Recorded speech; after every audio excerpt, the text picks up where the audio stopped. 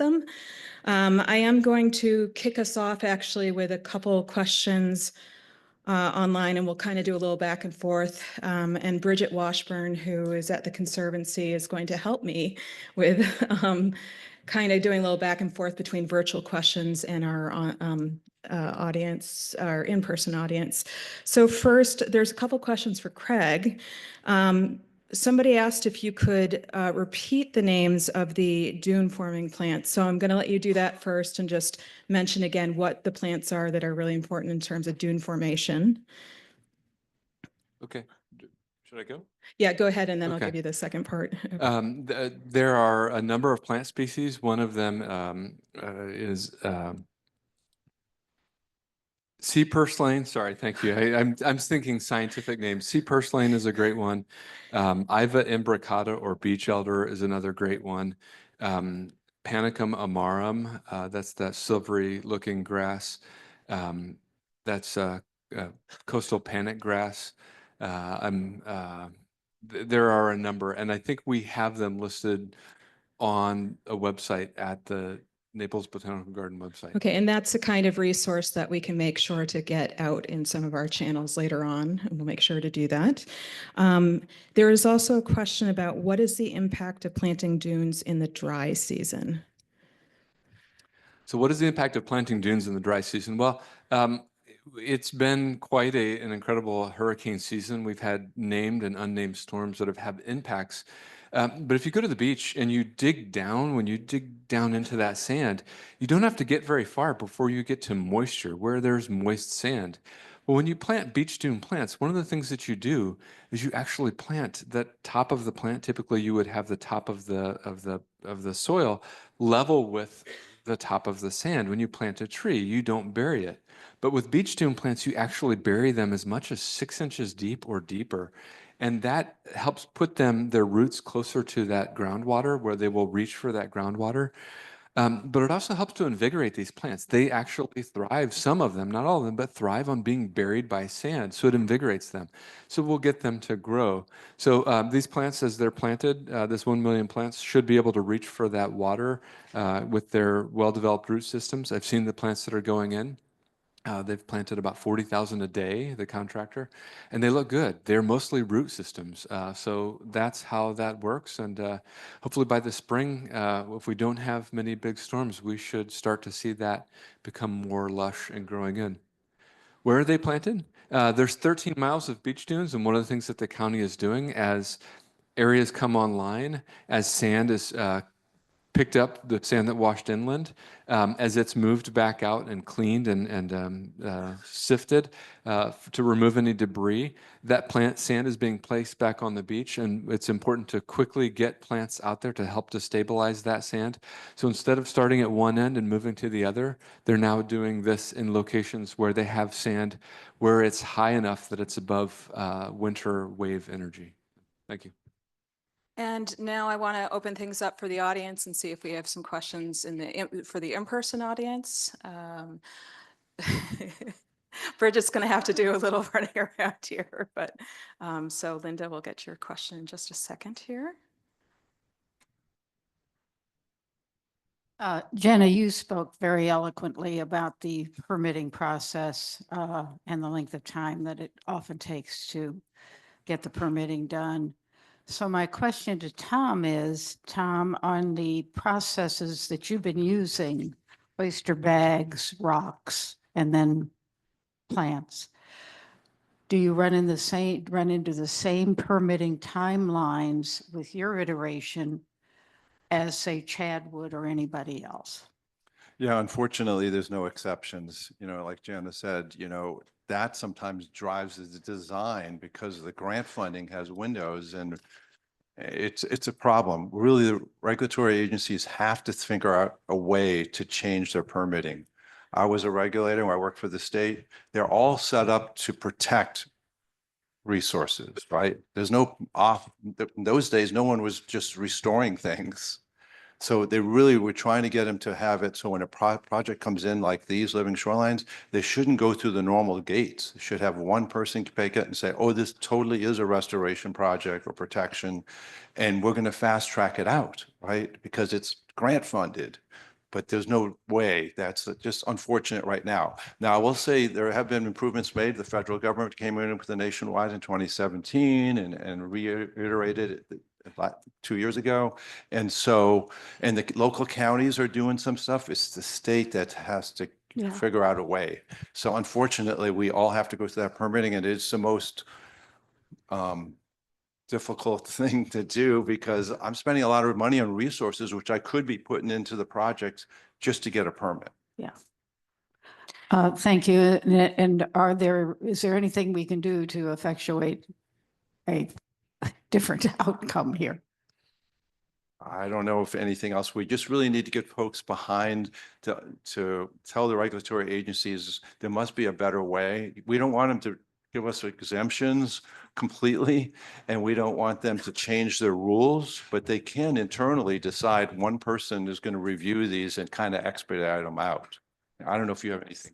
I would say, and reach out to your local legislators too. I mean, rulemaking it's due time, right? To start coming back to the table and looking at these regulations and how can they be modified. Big help there. Thank you very much. And I will make the point that I think there'll be more digging into some of elements of this conversation throughout the day as well. So certainly this is not the last time we'll talk about it. Bridget, it looks like we have a question there.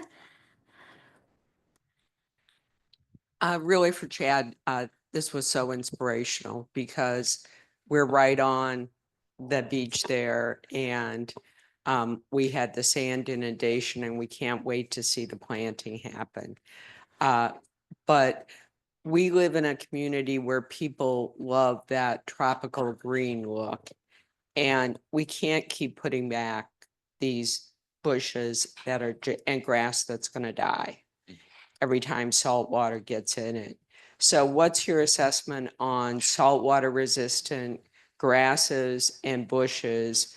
Or do we just need to fight the fight and convince people that a more dune-esque landscaping is the way to go? Wow, great question. Dunes are really the first part of a holistic look at our coast. And that's a question that we get a lot. What landscaping, we live on the coast, what landscaping can we put in? Because it's not something that we're seeing once every 10 years. We're seeing this now every couple of years. And to replace your landscape every year is not sustainable. We can have a resilient landscape along our coast. So that's something that as the garden works towards collecting more plant material for moving inland from the coast, and we'll be making those recommendations and what can we do to have that resilient landscape in our community, not just in the HOAs, but working with the city of Naples and Collier County as well. So some of that plant material is available. It's not been widely used. The question was, is that plant material available? That it's not been widely used. This is a shift where we have to shift code. We need to shift what the landscape architects are comfortable with using because quite often they rely on what's always worked. We need to get the growers to grow them and make them available. The companies that manage those need to learn, how do I manage this new form of landscape? It's a little bit different. It can be more hands-off in many instances. So education is again, I kept going back to that. Education is a huge part of that. It's not just educating our community, it's educating the decision makers, the law and policy makers, the landscape architects, the engineers, the land managers, everybody in the room and bringing everybody to the table. So hopefully by the end of today, we can all go back and speak to those organizations that we work with. So thank you. And we can talk afterwards as well. So I have a couple questions that came in online that are more on the living shoreline side. And I'm going to give you both of them because I think they're sort of interlinked in some ways. And I think probably Tom and Jenna will speak to this. But the first was from somebody asking if you would recommend on a property that is on open water with consistent scour, would you recommend that they remove a seawall and plant their shoreline? And then I think kind of paired with this is there funding for private property owners to receive funding for living shorelines? And I know Tom thinks about the public-private piece of things, so. To the first question, yeah, absolutely. I think that, Again, there's no silver bullet, right? There's no one size fits all, but I think depending on the site conditions, even with scour being present, particularly at an existing wall location, that's kind of a standard thing that a common theme that we tend to see. So I do think that, that doesn't mean that wouldn't be suitable for a living shoreline or a hybrid nature-based type of solution for stabilization. The second component in terms of grant funding opportunities for private properties, I work more so on the public sector, the local government sector, so I'm not as familiar with some grants for private owners. Right, and Jenna's right. Most of this funding, when it comes to public money, it comes to public property, right? It's simpler. But I started the nonprofit so we could do P3s, public-private partnerships. So working with Jenna on a property, on a site where we have 3 private landowners, and yet we got public funding to design a living shoreline there because the city's property is commingling with it. But you can still do work on private land with public dollars. It's just a little bit more difficult. First of all, you're going to have a conservation easement placed over that. You can't have some new owner come in and rip it out, right? Spend public dollars on it. So there are hurdles like that, but they're doable. So I wouldn't say that you can't get funding at a private residence or a private institute even with public dollars, as long as you understand that there are conservation easements and you got to do some of the maintenance and just participate. But in the end, the birds and fish don't care who owns it, right? So we should not care. We should put in the right solution wherever it's needed. I think we have time for maybe one more question, so I'm going to see if yeah, I think that'll be our last question there, so.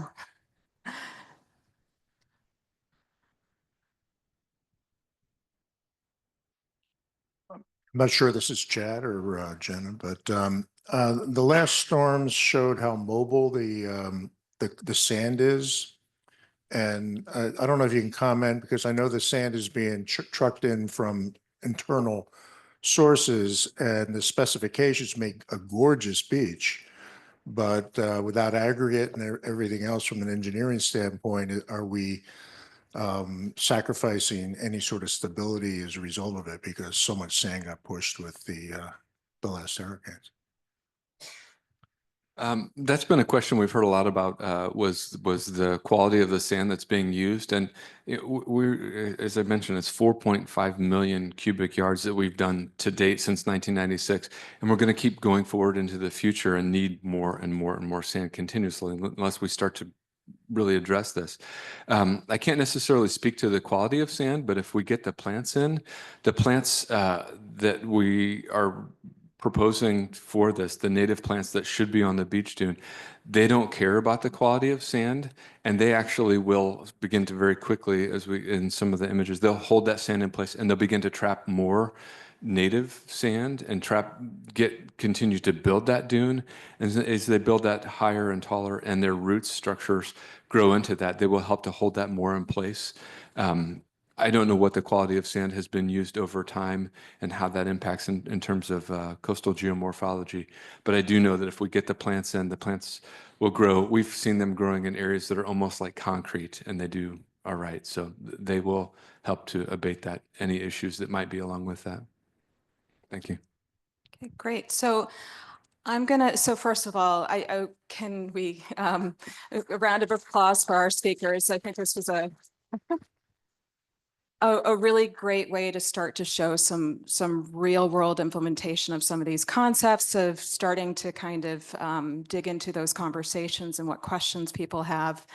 So I'm really thankful for a great first session.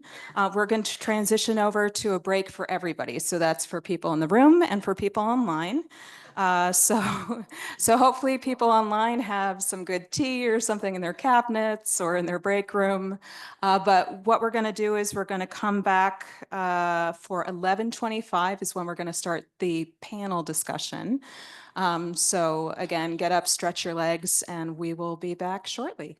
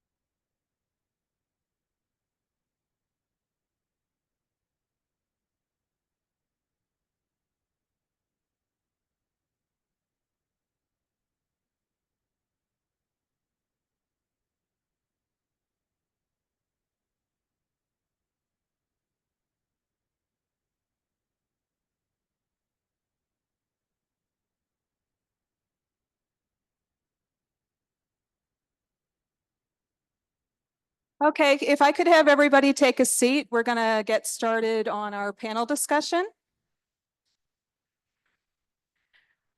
Okay.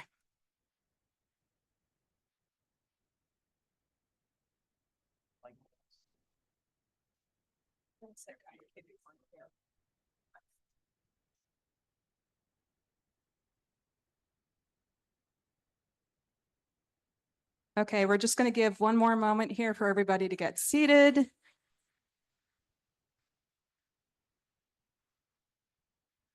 Okay. All right, so welcome back everyone who is in our in-person audience and our virtual audience. So we're changing, we're pivoting a little bit here, and we're going to a panel discussion. We thought it would be interesting to give you a little perspective on how people representing different sectors around some of these nature-based and hybrid solutions, really how they're working in different ways on terms of moving the use of these solutions forward. So I'm excited to have these three panelists here who have all been working in this space. They're involved in pretty different ways. You probably recognize Jenna from earlier. So just to remind you that her role is Senior Director and Coastal Engineer from Cummins Cederberg. Rachel Rhode is Manager for Climate Resilient Coasts and Watersheds at the Environmental Defense Fund. EDF has been a really valued partner for us, especially on resilience, local resilience issues like engaging around the Army Corps Collier County study. And she'll be telling you more about her work during this panel. And last, we have Tom Ankersen, who is Professor Emeritus from the University of Florida Levin College of Law. And he's also the Director Emeritus for Florida Sea Grants Legal Program. And I do want to mention that I've had the pleasure of knowing and working with Tom for a little bit. When I was doing my PhD at UF, he was a co-instructor for a course on sea level rise in Cedar Key. And he continues to do some work there. So I think that's been a very pertinent connection for me in doing this work. So I'm just going to highlight that you would have seen Jenna give a talk earlier, so she can certainly expound and reference some of that material. Tom will be giving a talk at the end of the day, and so might give you sort of a overall framework to work from here and then get into some more details later in the day. And I also just want to acknowledge also that among our audience, we really also have people who are engaging, some people engaging in the space in some really unique ways too. And so we'll take some opportunity after our panelists talk to try and see if there's some perspectives that people can add to what our panelists talk about. So I'm going to start with a question, sort of a two-parter question that I'm going to pose to our speakers to let them introduce themselves. So what I'm going to ask them, first I'm going to note that we may have laid out some starting ideas in our opening comments, but I'm going to ask them as they introduce themselves a little further to talk about what comes to their mind when they hear that concept of nature-based and hybrid solutions. What does that mean to you? And also, what's led to your career, what has led to you or your organization working in this space? So first, I'm going to have Rachel introduce herself. Again, talk a little bit about that, what those concepts mean to her and how she started kind of working in this space. Hear me? Okay. Yeah, thanks, Carrie. Thanks everyone for giving me the space to be able to talk this morning. So yes, my name is Rachel Rhode. I am a manager with our Climate Resilient Coasts and Watersheds team at EDF. We are a global nonprofit. We have about 1,000 employees. I'm actually based in St. Petersburg, Florida. We have a very small contingent here in Florida. I have the privilege of being the only coasts and watersheds person in the entire state of Florida for EDF. So I deal with the entire state myself, and the other half of my time is actually spent working in coastal Louisiana. So I do a lot of cross-state initiatives, taking lessons learned from other places and trying to bring them here to Florida. A little bit about my background as well. I by no means thought I was going to work in nature-based solutions. I'm actually a marine biologist by training, but my thesis work in grad school, which I did all my school down here in Florida, couldn't do that in the Midwest, so had to come down here. I actually did my work on river diversions in Louisiana along the Mississippi River and their impact on oysters in the Delta, which at the time I did not know I was working on nature-based solutions. But that actually led me to EDF, working on the team that used to be called Restore the Mississippi River Delta. All the folks that I did wrote my thesis on, I actually ended up getting to work with on that team. And so to this day, I still work on that coalition in coastal Louisiana, and now am a huge advocate of nature-based and hybrid solutions. So that's kind of a little bit of how I got into the space. And when I think of nature-based solutions, I think of this dual purpose solution, right? It's providing typically an ecosystem benefit, but also a socioeconomic benefit, providing benefits to human well-being, and also having co-benefits to the environment, such as increased biodiversity, carbon sequestration, et cetera. One of the things I love, one of my colleagues that I work with up in the New York, New Jersey region, she loves to call nature-based solutions a 21st century solution to a 21st century problem.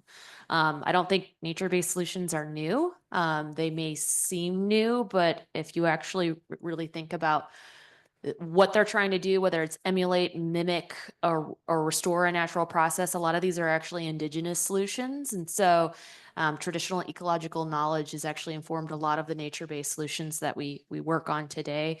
So calling it a 21st century solution might be a little too new, but yeah, that's it's something that in my mind does the duality of both mitigating as well as adapting to future and current climate impacts. So I think that's a really great point to drill down in a little bit. And just for, if people aren't familiar with sometimes how the word mitigation and adaptation might be used, typically with mitigation, we're talking about that sort of carbon sequestration, that ability to address causes, emissions. And the adaptation part is where we're really looking at, how do you use those options, sometimes with a lot of other layered solutions to help us address impacts that, Rob set the stage for, the flooding and heat and whatnot. So thank you so much. Jenna, do you want to weigh in? Sure. Thank you, Carrie.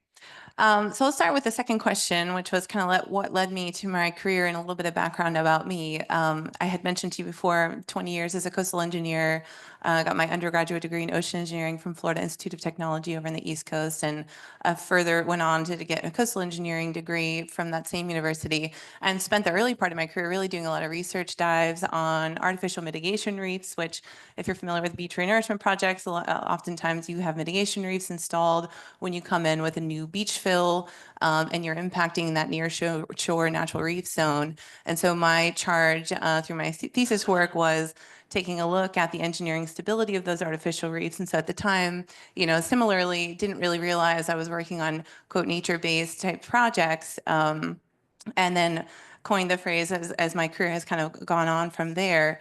So a little bit about Cummins Cederberg. Let's see, headquartered in Miami. We have 6 offices throughout the state. We're about 70 people statewide. And our focus, we're fairly niche. We're specifically focused on that coastal and marine engineering environment and environmental consulting firm. So working primarily with local governments, but also in the private sector as well, both throughout the state and internationally, working with all levels of the federal government as well as local governments. So the bread and butter of our work is working in and around where the tide touches every single day. It's not something that we just do a one-off. This is solely what our focus is. And so these conversations with regulators in local governments and agencies is something that we do day in and day out. And so it does spur a lot of discussion when we look at it and things in the context of resiliency now. And that kind of buzzword that we hear and talk about a lot. So things that come to mind for me when we think about nature-based and hybrid solutions. Nature-based solutions in the context of coastal protection and flood protection are our primary, what we primarily look at on the engineering side. And those are things that naturally or very closely follow the natural features that provide protection against erosion and coastal flooding, such as beaches and dunes, wetlands, oyster restoration, doing quite a bit of that along the Back Bay areas.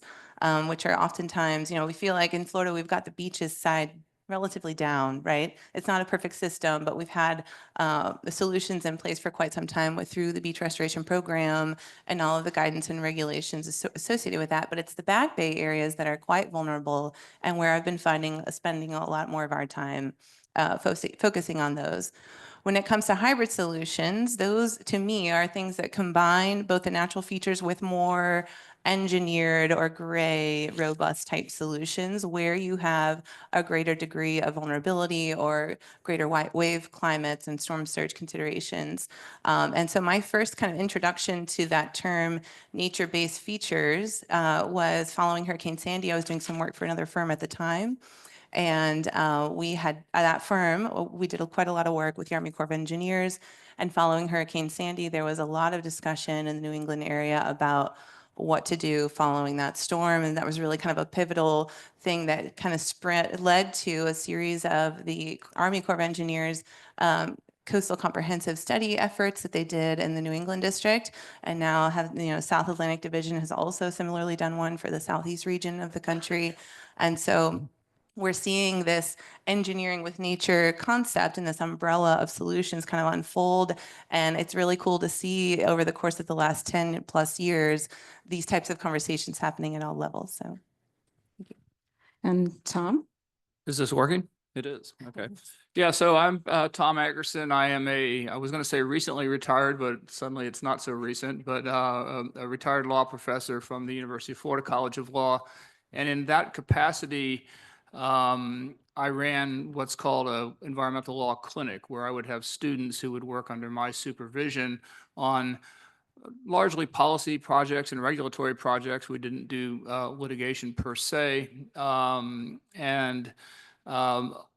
I would look for opportunities for students to become engaged with communities, both local governments and to some extent not-for-profit organizations as well, where they could get experience and we could assist that community as well. And so I did that for some 25 years. And as a result, there's a lot of former students like Carrie around the state who I can say were my student, and I always say they still are my student.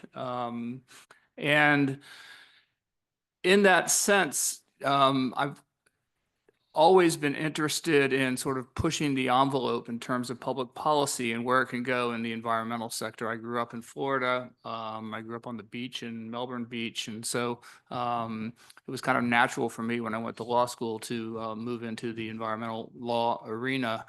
Practiced for 4 or 5 years in the private sector, and even before law school for 4 years, I practiced in a consulting firm similar to Jenna's, but a bit more broad-based, doing engineering, planning, and so forth. So I got some good skills in that regard.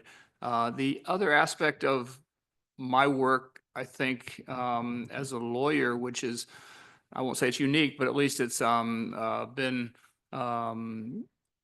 beneficial to all concerned, is the interdisciplinary nature of it. So Carrie's a good example of that. She was a PhD student in a class that I had with a fisheries professor on Cedar Key, a short class.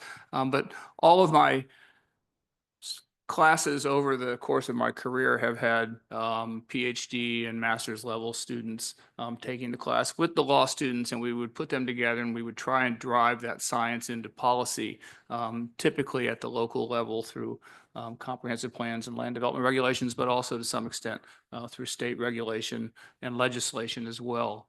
I'll talk more about this afternoon. A lot of you have talked about permitting and what can be done to enhance the speed at which permitting happens for these nature-based solutions without throwing out the baby with the bathwater, as they say. And so we'll talk a little bit about that dynamic as well this afternoon. Nature-based solutions is a new term for an old idea as far as I'm concerned. And every generation has to have that new term in order to focus people's energy around it. So what my colleagues here have said is I would just echo. It's an opportunity to do with nature what do engineering with nature. I mean, that's probably the right term for it. And in terms of the hybrids, that's a slippery slope too, because, you know, how much hybrid is hybrid before it's just another seawall and you plant some mangroves in front of it, and is that still a hybrid solution? So I think we could have that discussion a little bit too, and that's important from a policy perspective in terms of how you move forward permitting these things and so forth. So I'll leave it at that. Okay, great. So I'm just going to highlight again that we've got a really sort of diverse representation of people working on these solutions from very different perspectives and sides. So, you know, nonprofit, university level, obviously previous consultant experience too, consultant, you know, providing advocacy, technical support and capacity, policy, engineering, you know, advice on implementation. And, you know, clearly we have other folks in the room and online who can represent other pieces to this as well. Maybe it's scientific expertise, on the ground community members with important local knowledge and needs, local government, other kinds of practitioners. So I just want to acknowledge that there's lots of people needed to kind of move these options forward. But I'm going to now give our panelists a little bit more time to speak both a little bit more about sort of their specific work, what they have done and what they do, but also how the sector that they work in contributes to moving the use of nature-based solutions as essential pieces of our adaptation strategies forward. So Rachel, we'll start with you again. Sure, yeah. So like you said, Carrie, we're at the heart, nonprofits, groups like EDF, we are very much on the advocacy side. So that's everything from dealing with federal and state policy reform to working on community engagement at the most granular level. And so I guess I have the freedom of not being non-governmental, of having usually fewer restrictions, fewer guidelines that I have to work within. And so advocacy allows us to do that. I think what a group like EDF brings uniquely is that we work not just in one state, but we work globally. And so we're able to bring lessons learned from other places.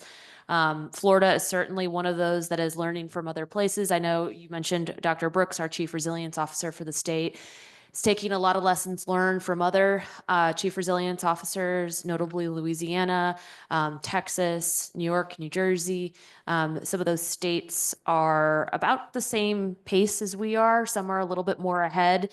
But I think, you know, we're able to kind of, as an advocacy group, also act as this connector, this kind of in-between liaison, if you want to call it that, connecting what's happening at the federal level around nature-based solutions and hybrid solutions with agencies like the Corps, FEMA, and translating that down to the most granular level with local communities and helping them understand some of these complex regulations and requirements around NBS and what that means. And then vice versa, we also elevate what's happening on the ground to the federal agencies and try to inform things like the Water Resources Development Act and appropriations, trying to support communities for the outcomes that they want to see.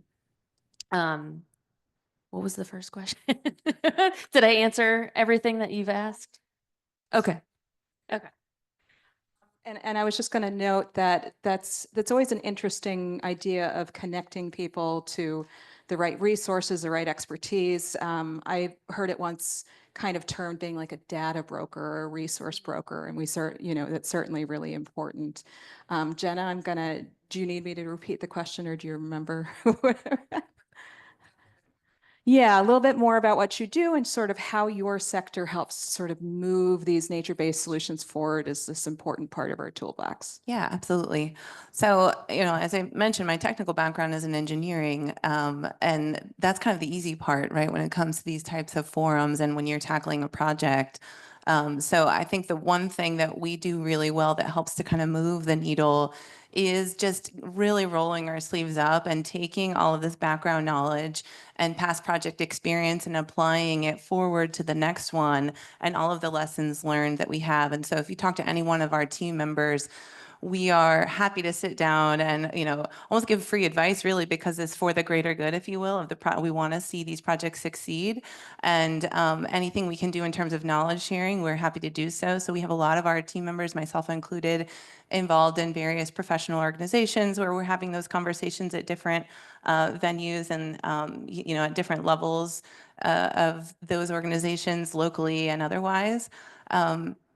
I think the other, important thing is to keep those multidisciplinary conversations. So that's one thing that we do really well when we start a new project and we sit down with the clients, is that we don't just have the project manager meeting. It's not just a singular person. You have someone who's a permit specialist that's in the room. You have a planner in the room. You have a coastal engineer in the room who does the modeling. We would have a marine structures person there. We would have an ecologist in the room to cover anything that's needed when it comes to what conditions oysters like to thrive in, or what types of vegetation is appropriate for certain slopes and conditions. So we're kind of pulling that multidisciplinary team together at the front end of the project to go over some of those constraints at the forefront, so there are no surprises at the end. And then what that does is it breeds new ideas, right? 3 heads are better than 2, and so on. Does that answer the question? Did I cover Yeah, I everything? think so. Okay. I want to highlight that, I think Jenna represents sort of, and her firm and some of the work that they're doing. We've got on the ground implementation, and you have already pointed out some of the challenges that you guys have taken on in the sort of permitting sphere of things. And I think this is an interesting time to sort of move the conversation over to Tom, who can give us a little bit more of that larger policy framework. Thank you. So at some point in these questions, there's something about sort of going through projects from the past, right? So I don't want to get ahead of myself here. And at some point, meaning in this panel. You can talk about. Oh, well, whatever. In terms of the need, so what we've heard already, and we'll hear more of, is that the current statutory and regulatory framework for what we're trying to accomplish here doesn't quite work. And it doesn't work as well as it could and should. And that's because that's a legacy statutory and regulatory framework. It was built upon a world that doesn't exist anymore, right? It was a world where at one point in time, we thought there was something called a balance of nature. And now scientists will tell you that's out the window. That whole concept of the balance of nature is gone, that nature is constantly changing and it's moving in different directions. We are certainly out of balance with it now, based on our climate crisis as well. And that doesn't seem to be anything that's going to subside anytime soon. So we have to think differently about how we address protecting our environment. So I think that's sort of driving, sort of the philosophical, if you will, philosophically driving the conversation today and around the state and around the country. And the law is slow and it hasn't caught up with that. And so again, that's something I've always sort of been intrigued by while wanting to protect the natural environment. What does it mean to do that? And how can you accomplish that in a changing environment, particularly one where climate is driving that change? So that's the sort of aspect of that. And a lot of the stuff that people want to do can't be done without changing the law or reinterpreting it, which is another thing that we do, interpreting it differently. And that requires that we educate the regulatory agencies with whom we work. And it also requires that we pay them more, I think, because otherwise they'll move right into Jenna's firm and say, well, they should if they're good. But then Jenna's firm will have a hard time getting a permit because it's going to take 2 years and that staff person's going to have been gone. And so that's kind of another dynamic. That's, I guess, a social dynamic that has to be addressed as well. Yeah, on that point, I will, say long before my time even, we do have former regulators on our team, and I think that they do, although there's the drawback from that perspective, I think they have a really unique perspective too, that they know the inner workings of the regulations and the staff. And that has really been something that's been helpful for these projects and for particularly local governments, right, to kind of navigate, because it can be time consuming, it can be challenging, there can be surprises, and a lot of times those folks on our team are helping to train younger staff, right, that have backfilled roles from folks who've moved into other departments or moved on entirely out of that particular profession. And so that's been helpful to kind of continue to move the needle, is to have folks on both sides of the table, if you will. One thing I wanted to mention too that was touched on is, the importance of data collection and monitoring of these projects. That's something we have done quite a bit of effort on, particularly where we've got great large-scale projects that have been funded through a grant, and they've gone into the ground, and then, well, we just hope for the best, right? And so we have a lot of folks on our team who do quite a bit of research, and we partner with University of Florida. We've also partnered with University of Miami and other institutes to do some post-construction monitoring to evaluate the performance and then bring that back into the fold when we talk about lessons learned and scoping of new projects and things to kind of be out on the lookout for and to consider. We're doing a project now with the Manatee County throughout the Manatee River, doing large-scale oyster restoration projects where we've leaned a lot on the work from Tampa Bay Estuary Program and others, as well as some published documentation and the county's own experiences within the river and those site-specific conditions. And so I think, we've gone and deployed ADCPs and all of those things that went above and beyond what the scope entailed, because that's just the right thing to do. And I think that that's what's needed, to think outside the box and go that extra mile to continue to push these projects forward. So that kind of triggers a little bit in me from the standpoint of just on the side of advocating and educating around nature-based solutions, these hybrid options, is the data piece is so important, and really understanding how these things are functioning in particular environments. And I can't overstate how important it is to be building in that sort of monitoring piece of some of that, especially when, as you probably have seen throughout these conversations, that a lot of these options do need to be very site-specific in nature. What works in one place might not be as transferable to another place. So, I think in the adaptation sphere, where we know that the needs for different communities are so different, not everything is transferable, and we really need to figure out what's going to work for a particular area. So it is really understanding how these options are working there. So I'm just going to check our time. So we're doing pretty well for time here. So I'm actually going to pose a question or two, and then I'm going to open things up to the audience. So I am curious for you all, what is one thing you wish others knew about your sector and working in this area? Are there certain challenges that you've experienced and you just wish people understood the sort of role you have, or just want to throw that out there, and whomever would like to answer can go ahead. Sure, I'll go ahead. In terms of sector, and we're talking the law and policy sector, it's incredibly complicated. This area between the water and the land, the property line moves with the erosion and with the accretion. And if there's a storm, it may not move. And there's just all of these variables going on that you don't typically see elsewhere. So you have an eroding shoreline that continues to be public. If it's an accreting shoreline, it continues to be private. You have to measure it. That's the mean high tide line. That's an astronomical determination.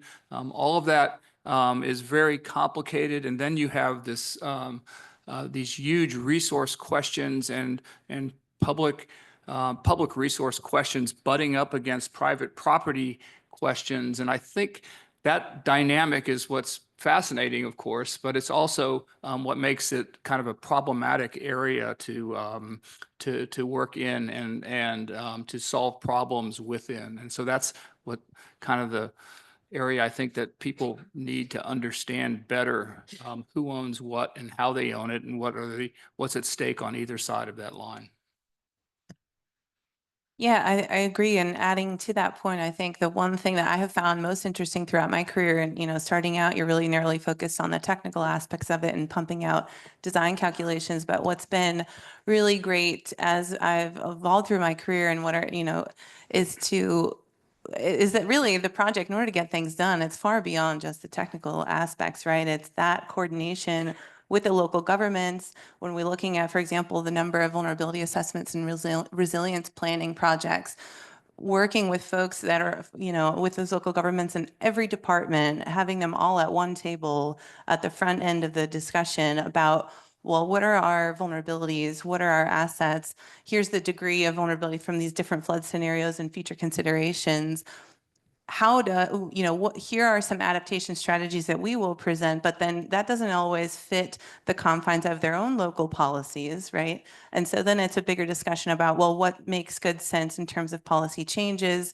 And that's something I never really thought on the engineering side I'd find myself spending so much time on, but it's very important, is working with these communities when we talk about raising recommended shoreline elevations, right? In the Tampa Bay, the Regional Planning Council has developed the shoreline model ordinance. Tom was a big key player in developing that model ordinance, which they're making recommendations for folks to consider going to +5 for bulkheads. And really the language is very comprehensive in the sense that it creates these kind of shoreline districts and talks about based on site considerations and degree of exposure, really emphasizing the need for the nature-based approach instead of coming in with a traditional seawall replacement. And so working with communities and local governments on considering that type of model ordinance language and how to update their specific comprehensive plans, even under the confines of the current SB 250, which we have, which I know is a separate discussion,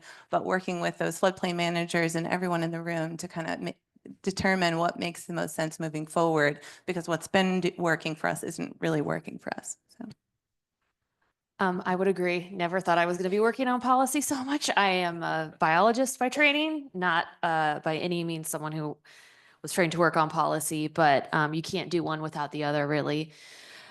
Piggybacking also off of these, I've touched a little bit on kind of what nonprofits do. I think, like I said, we act kind of as that in between, that bridge between national, federal level work as well as what's happening on the ground. And so I think that makes us a little bit unique. We often have a little bit of a different capacity level than some local groups. But on the flip side, something I specifically have not mentioned that I think, especially towards congressional leaders or local leaders, elected officials, I think there is a common misconception that nonprofits like EDF and other environmental groups tend to only want to push only nature-based solutions.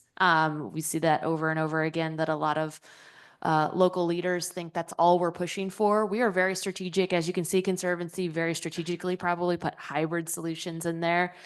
We tend to get grouped together thinking that we're just greenwashing. And so, but we're very, very particular in the language that we use in pushing for hybridized green-gray solutions. It's just that we have to advocate a lot more for the consideration of green solutions. So I think that's just a common misconception with a lot of environmental nonprofits, is that we fall into that kind of that Greenpeace category. So. Yeah, I mean, the tricky part for, any of our nonprofits, especially with that sort of environmental focus, is figuring out how do you, in that sort of responsible, balanced way, try and, balance the needs of protecting nature and allowing it to thrive into the future, but alternately providing solutions for communities. So you're trying to find that pragmatic space, so I can appreciate that. I think just, I'm going to add one more question on my end, and maybe we can answer it just briefly because you already started to dig into it, and then we'll go to our audience, and then we'll kind of wrap up here. My question is, and I already started to hear threads of this, but what partnerships do you think are important for more effective implementation of nature-based and hybrid solutions? And what do those partnerships look like for you in your work? I guess I can go. I don't know if it's, I'm not going to list like specific groups, but I think when I think of successful partnerships is bringing people to the table that are not typically approached when it comes to implementing nature-based solutions. I I can't tell you how many meetings I've been across the state where it's the same 10 people show up. And rightfully so, those are a lot of the decision makers, right? The water management districts, the chief resilience officers, those folks should certainly be in the room. But I think we are missing a lot of times some of the marginalized communities, those, innovative tech companies, landscape architects. I've been in charrettes and workshops where those folks have been included, and a lot of their ideas have just been so outside of the box that none of us would have ever thought of that, right? We go to the typical solutions that we always think of, and it's been really, really valuable because they bring things to the table that those same 10 folks have never considered before. So those have been some of the most successful meetings, and I think you need to bring those civic groups, those neighborhood associations, those certain leaders that just are never part of the conversation to the table.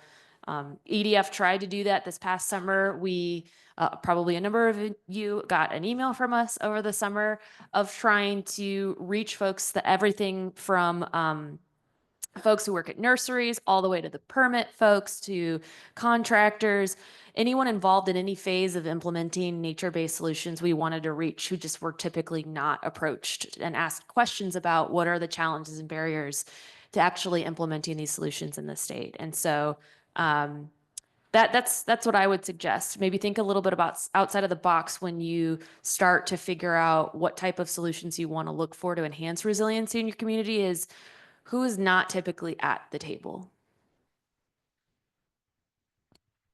Yeah, I think one thing, just kind of adding to that, is we have seen a shift in promoting more emphasis on public engagement and outreach, and in part because many of the grants require that now, which I think was a great thing that came from this funding stream, which we're seeing more funding opportunities now than I've personally ever seen in my career, right? So there's a golden opportunity here to really capitalize on that. And I think that's one way that communities are doing a good job, and we could probably do a lot more, is having, those kind of grassroots local neighborhood, and pulling the residents into the understanding the greater why we're doing what we're doing, not that, the county or my local government is doing XYZ and shrugging it off because they don't fully understand the full scope of the project. And so I found that anytime we've done public outreach and engagement or workshops where we're engaging and interactive with those folks, it's always been a very good experience and great ideas that have come from it. And those folks really appreciate being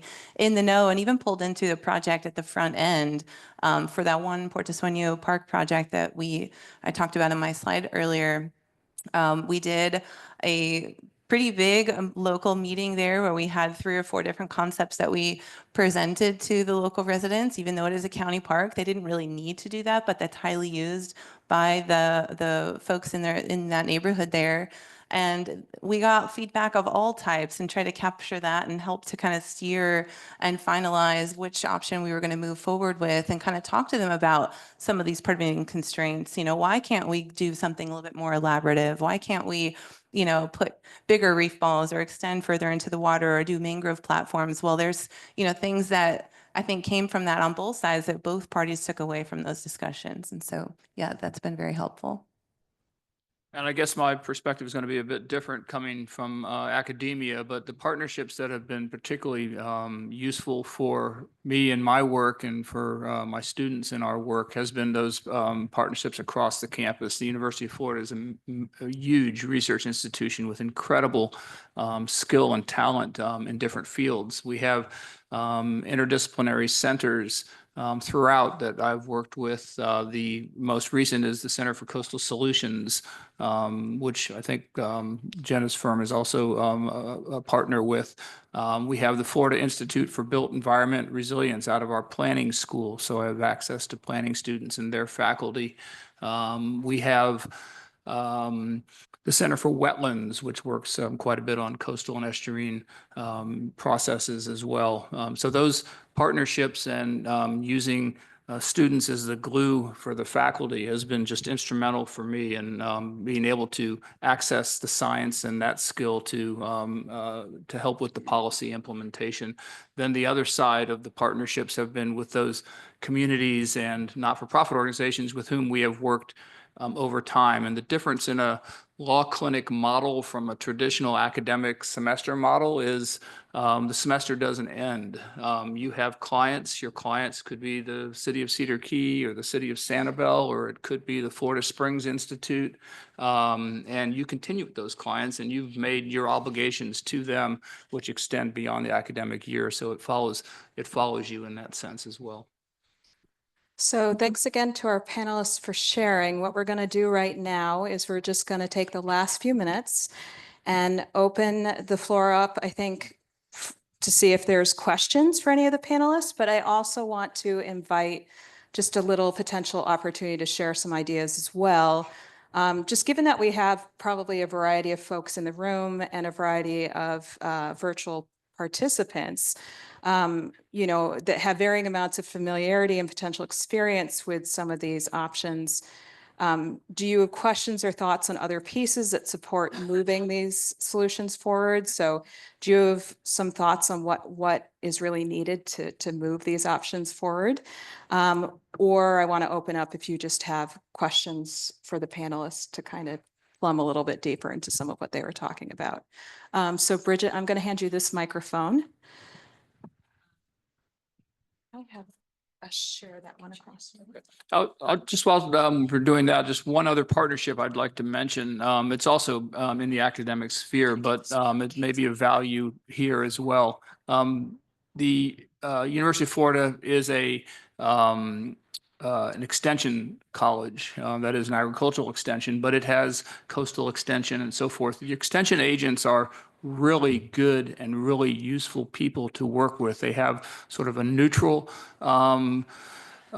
understanding, capacity to manage things in terms of community outreach and so forth.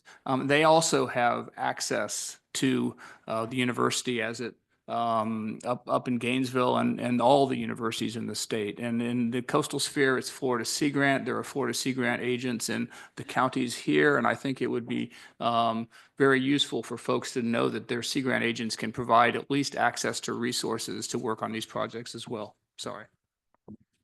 And I'll just mention that we have a Sea Grant agent, for instance, talking about some of the work in Cedar Key a little bit later. And the Sea Grant agent for Collier County is Michael Sipos.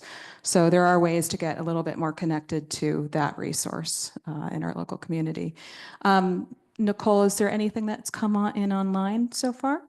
There is one online question. It's from someone who is a Lee County volunteer master gardener. And of course, they're focused on Florida-friendly landscaping. And they say that their group teaches classes and does landscape consultations for interested homeowners and HOAs who have completed the 9 principles of Florida-friendly landscaping classes. They emphasize using native plants, water conservation, healthy ecosystems, and those sorts of things. And they're wondering how groups like theirs can work with all of you in your capacities.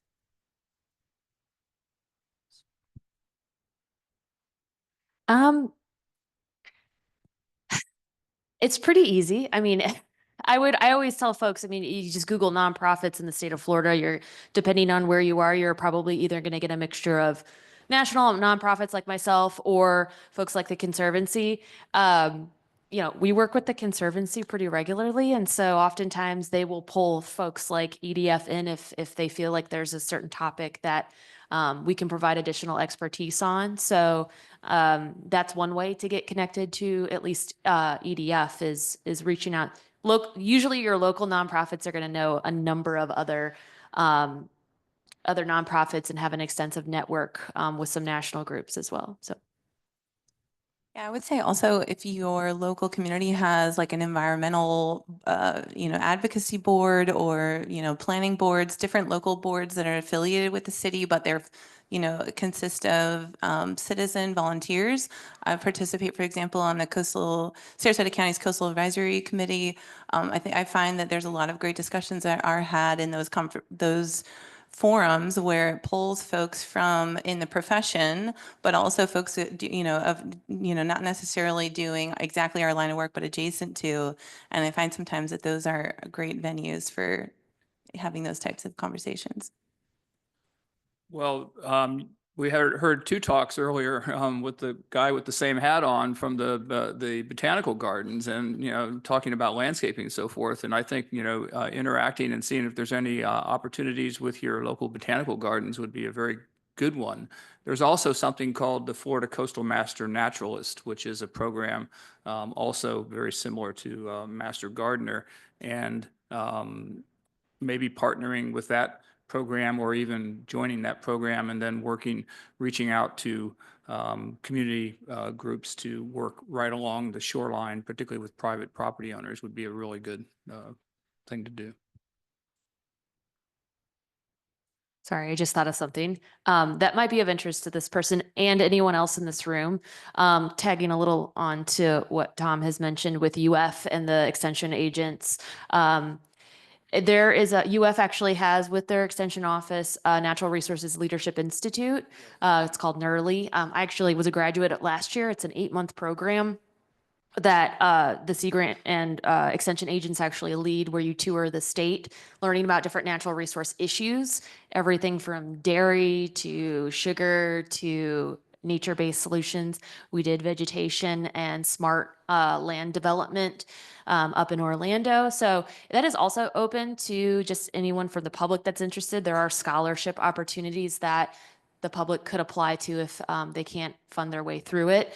So that's a great way. I highly also encourage politicians to go through that and actually learn about both sides of an issue and different issues in the natural resource realm going on all across the state.